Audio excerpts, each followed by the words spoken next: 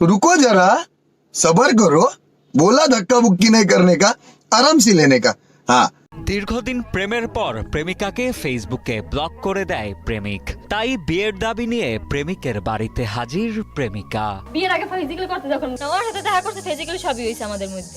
বিয়ের দাবিতে সাথেও নিয়ে যেতেন শারমিনকে।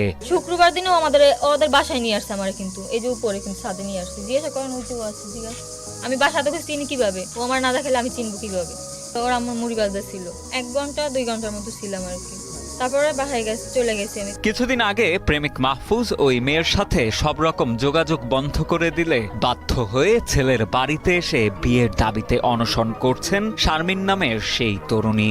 এ সময় প্রেমিক মাহফুজের হাতে নির্যাতনের শিকার হয়েছেন বলেও অভিযোগ তোলেন অনশনে বসা ওই তরুণী। তারপরে আবার ব্লক মারে, কিন্তু আমারে ব্লক মারার পর আবার কালকে না জানি পরশুদিনকে খুলছে।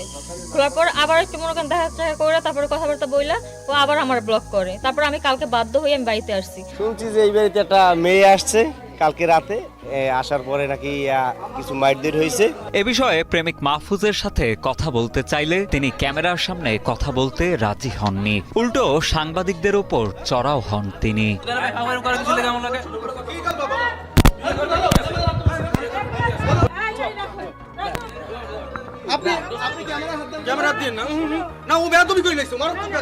তবে মাহফুজের মা জানান, একজন মা এবং মেয়ে হয়ে আরেকটা মেয়ের সর্বনাশ তিনি হতে দিতে পারেন না। তাই ছেলে রাজি না থাকলেও ওই মেয়ের সাথেই তার ছেলেকে বিবাহ দেবেন বলেও জানান তিনি।